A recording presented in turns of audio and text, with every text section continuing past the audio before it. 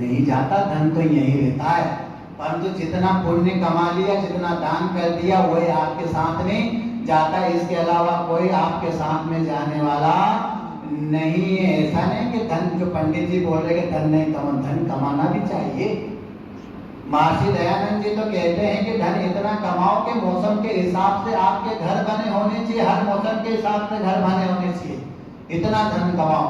परंतु किस प्रकार, यत् कामास्तो जुहु मस्तन्नो अस्तु वयम शाम पतयो रैनाम। जो हम, हमारी जो अभिलाषा है, परमात्मा को पुकारते, वो सारी अभिलाषा परमात्मा को हमारी पूर्ण कर। और जिस प्रकार हम धन के स्वामी बने, धन हमारा स्वामी ना बने, परमात्मा को इस प्रकार धन देना, हमें धन तो देना पर इस प्रकार देना। अगर यह हमारे मन में भावना बनी रहेगी तो जो हमारा धन है हमारे ऊपर हेवी नहीं होगा, वो हमें उल्लू नहीं बनाएगा। तो बहुत सारे जो लोग होते हैं, और महर्षि दयानंद जी ने जो स्तुति के बारे में भी बताया, एक जगह और बताया गया, सत्याग्रह प्रकाश के 7वें समूलाप में बताया गया, महर्षि दयानंद ने बताया। वो क्या बताया, निर्गुण और सगुण की स्तुति किस प्रकार करना चाहिए, उसका बखान उसमें बहुत ही विस्तार पूर्वक बताया गया है। तो स्तुता जो परमात्मा के गुणों का बखान तो करता है, परंतु उसको गुण को धारण करता है, जब जाके वो स्तुता होता है। और स्तुता करते हुए जब वो धन कमाता है तो परमात्मा उसकी सहायता भी करता है। अगर तुम धन तो बहुत कमा लिया, बहुत कमाओ धन, परंतु अगर धन कमाते हुए आप दान नहीं करते तो वो धन किसी प्रकार का नहीं होता, वो तो केवल आपको एक उल्लू बना रहा है।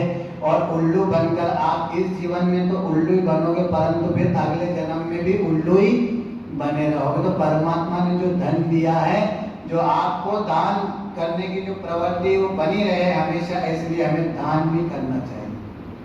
क्योंकि इस जीवन के लिए नहीं बोल रहा मैं, जो जीवन आपका कर गया, बहुत सारा का जीवन निकल गया, परंतु इसी जीवन को मत देखो, क्योंकि जीवन तो बहुत बड़ी लंबी यात्रा है, बहुत लंबी यात्रा। आप इस जन्म से चले जाओगे तो अगले जन्म में जाना कितनी बार जन्म लेना पड़ेगा आपको, जब जाके आप अगर अच्छे कर्म नहीं करोगे तो घूमते रहोगे, चक्कर में पड़े रहोगे।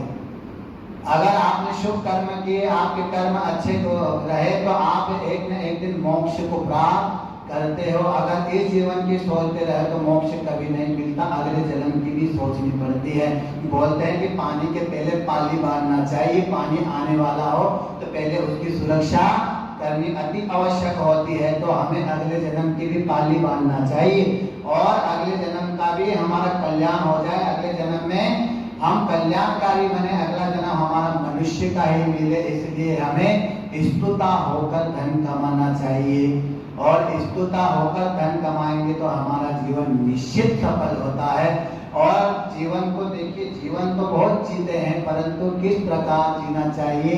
मैंने एक चीज और बताई, धन के साथ साथ में और भी क्या कमाना चाहिए, संतोष धन भी कमाना चाहिए। संतोष धन कमाते हुए अगर धन कमाओगे तो परमात्मा आपको और ज्यादा धन देगा, आपका स्वास्थ्य निरोग बनाए रखेगा, आपका परिवार स्वस्थ बनाए रखेगा।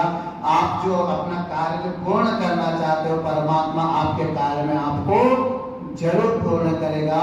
तो इसी प्रकार स्तुति करना चाहिए। तो स्तुति अभी मैंने बताया किस प्रकार करना चाहिए, केवल बखान करना स्तुति नहीं होता, उसके गुण को धारण करना स्तुति होता है। तो स्तुति भी किसकी करें, जो हमेशा सत्य होता है, वो कभी गलत हो ही नहीं सकता। दुनिया में जितनी भी शक्तियां हैं सारी गलत हो सकती है, परंतु परम पिता परमात्मा कभी गलत हो ही नहीं सकता। तो हम क्यों दूसरों लोगों की स्तुति करें, हम तो केवल उसी की स्तुति करें जो कभी गलत हो ही नहीं सकता। तो हमारे जीवन में गलत आचरण आएंगे ही नहीं, क्योंकि हम सबसे जो श्रेष्ठ है, सबका उत्तमों का उत्तम है, हम उसकी स्तुति कर रहे हैं। तो स्तुति के साथ साथ हम धन भी कमाएं। धन भी किस प्रकार कमाएं, संतोष धन के सामने कमाएं, दान भी करें। लक्ष्मी जिस प्रकार हमारे ऊपर हावी होती है, उसको हावी ना होने दे, और अगर उसको हावी ना होने देना है तो पहले हमें विष्णु को स्थान देना होगा। तो हम विष्णु को भी स्थान दे यज्ञ करवाएं और अपने घरों पर भी यज्ञ कराएं। और यक्कामास्ते जो मस्तन्नो अस्तु वयम शाम पतयो राम धन हमारा स्वामी नहीं बने, हम धन के स्वामी बनकर जिए, अपने जीवन को गुजारे। आप सभी ने बड़ी ही ध्यानपूर्वक सुना। आप सभी का बहुत बहुत धन्यवाद। इति ओम शांति।